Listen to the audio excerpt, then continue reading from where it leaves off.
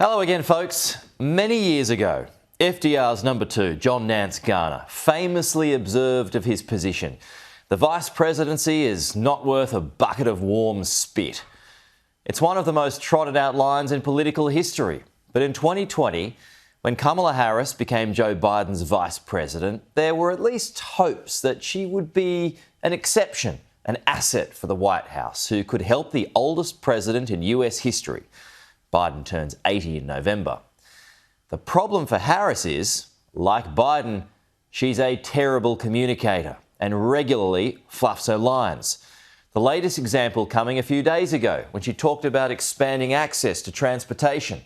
You need to get to go and need to be able to get where you need to go to do the work and get home.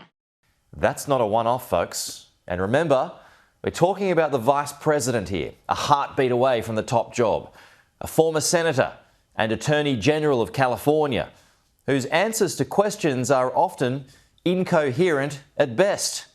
Here she was at the Highland Park mass shooting a few weeks ago, reaching for empathy and seriously falling short. We'll deal with what we need to deal with in terms of also as we move forward, all agreeing that we got to be smarter as a country in terms of who has access to what, and in particular assault weapons. And we got to take this stuff seriously as you are, because you have been forced to have to take it seriously. With those examples in mind, it's hard to believe she actually has a team of speechwriters. Well, now she has one less. On the weekend came confirmation via Politico that her chief speechwriter, Meghan Groob, was quitting after just 4 months in the job. No reason was given. Meghan Groob, who once wrote speeches for Bill Gates, isn't the only one. In further signs, pressure is boiling over behind the scenes. 13 staffers have left Harris's office in the past year, including her chief of staff, deputy chief of staff, and national security advisor. According to the Washington Post, aides described her as a bully and a soul-destroying boss. Vice presidents rarely stand out because the only constitutionally designated job they have is to be president of the Senate. The VP doesn't really have anything else to do, unless the commander-in-chief gives them another task, which Biden has done. He put Harris in charge of the migrant crisis at the southern border, but the problems have only worsened since she was given that gig. At the very least, the most important duty of a VP is just don't embarrass the president.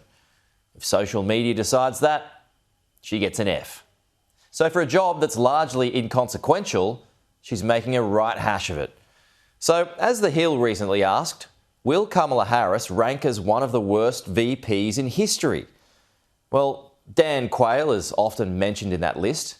Remember, the guy who couldn't spell potato?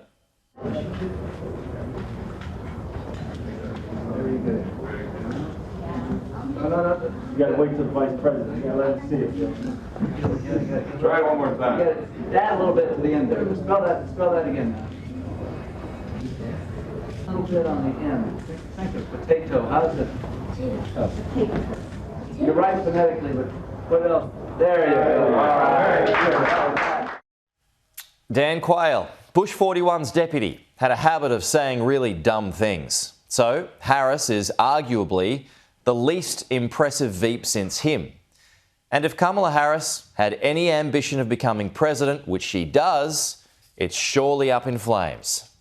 I'm afraid that Kamala Harris is going to go down with the ship with her leader, because they both have approval ratings underwater, and they're not going to be very successful next time around. Kamala Harris's approval ratings are actually lower than Joe Biden's, which only confirms the convictions of her opponents. Despite Biden's advanced age and obvious cognitive decline, he's still better than Harris. Thanks for watching. To support this channel, please like, share and subscribe below, and I'll see you next week.